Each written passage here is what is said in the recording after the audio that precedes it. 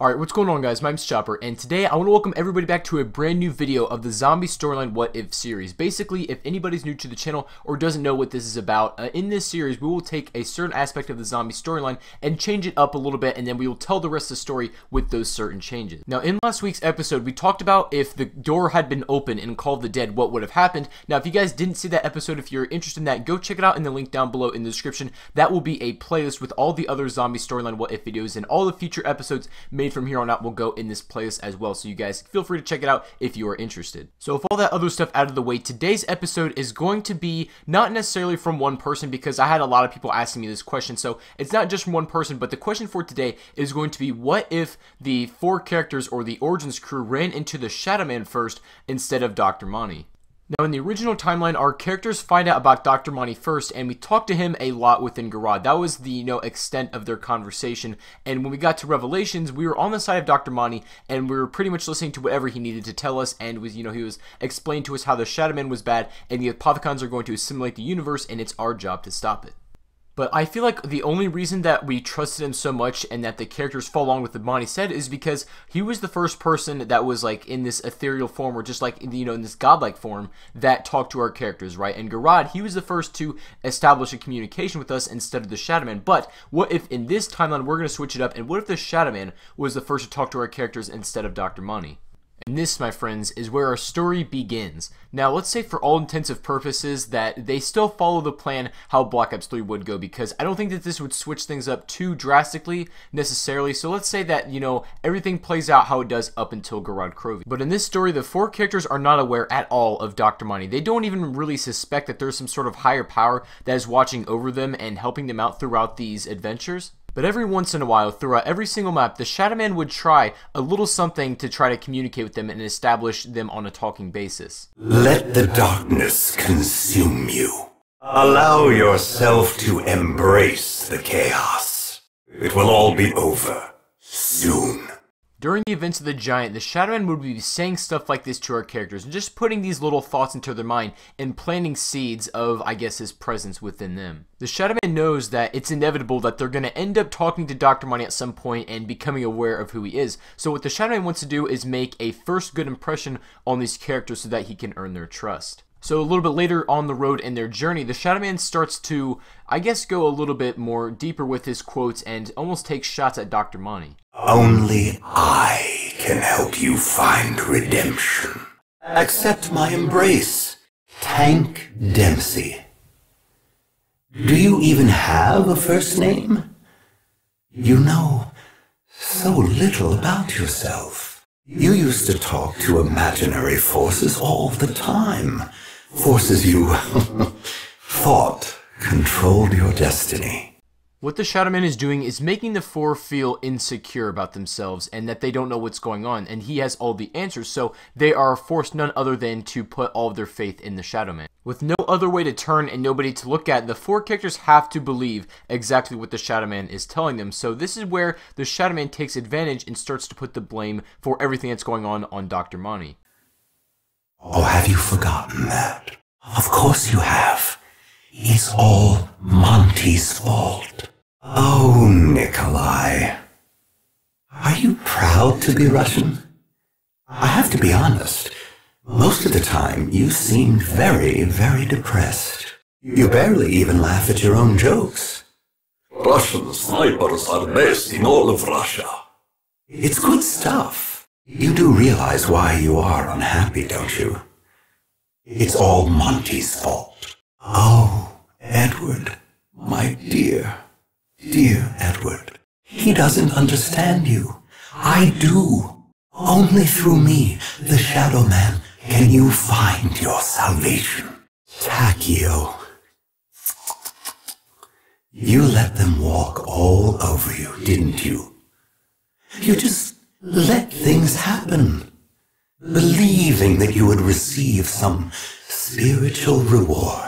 Haunted by visions and voices, you clung to the most simple of motives. You had purpose, but then he took it all away. So right now, the Shadow Man is exactly where he wants to be. He has the four very insecure about themselves, and they believe that he is the only true one that they can trust because he is the first one to lay it on like it is and give them the reality of the situation. At that point, the characters were a very easy moldable clay, if you will. They were easy to sway their opinion and influence on things like that. So with the Shadow Man being there first and giving him and feeding all the information that he wants them to hear, this means that the four only trust the Shadow Man and they believe that he has all the right answers and he knows exactly what is going on. So when the four inevitably end up running into Dr. Monty and he tries to establish a communication with the four, the quotes that they hear and the way that they perceive them go out a little bit differently. Now here's the thing.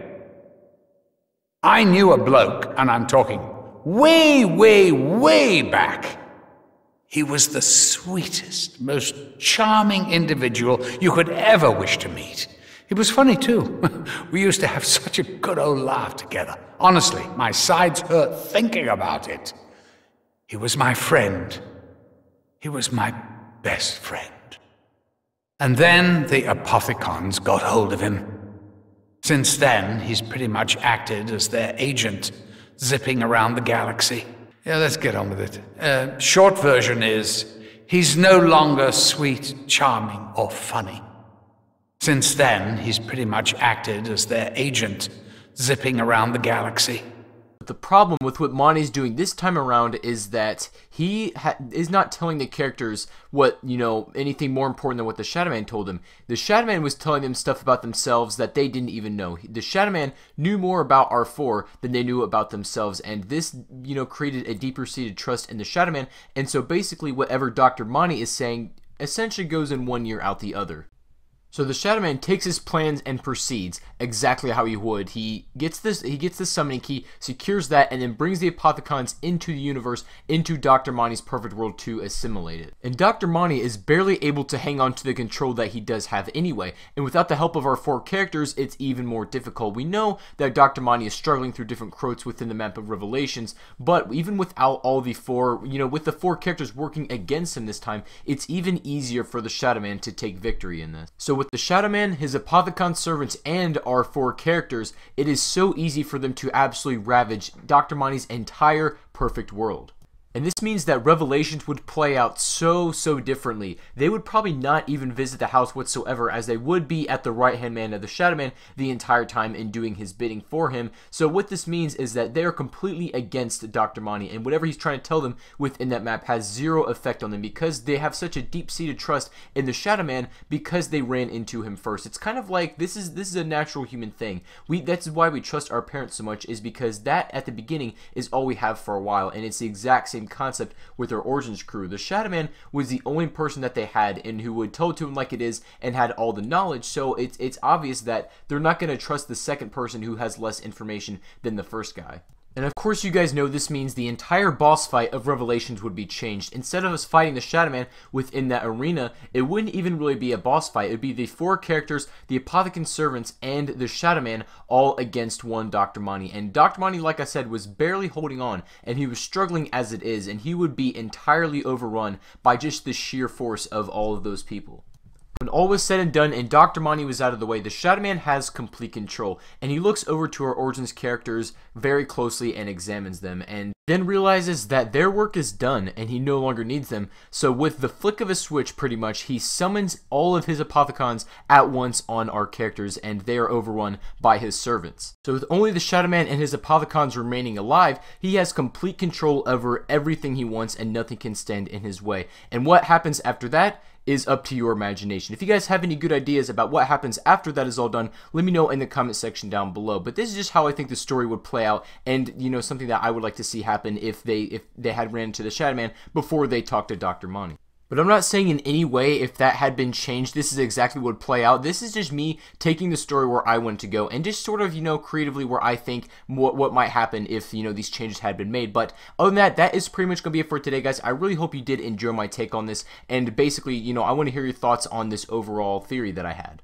Now, I did forget to mention this at the beginning of the video, so let me do it at the very end here. If you guys in the next episode want your question answered or you want your topic talked about in the next video, all you guys have to do is either leave a comment in the comment section of this video, or you guys can tweet me on Twitter. The link to that will be down below in the description as well. And while you're over there, don't forget to drop me a follow. But anyways, I hope you guys enjoy these videos as much as I enjoy making them, and there's going to be a lot more to come. And if, like I said, if you guys do want to see the rest of the episodes that I have made, it will be in the playlist in the description. You guys can go give the other episodes a look. Now, like I said, all the future episodes will be put into that as well, so you won't miss anything. And if you guys did enjoy this, make sure to drop a like on the video. I really would appreciate that. And if you guys are new to the channel and you want to see more stuff like this, don't forget to subscribe if you guys are not already. So anyways, that's going to wrap it up for today. Thank you everybody so much for watching. Hope you guys have a fantastic rest of your day, and I'll see you on the next video.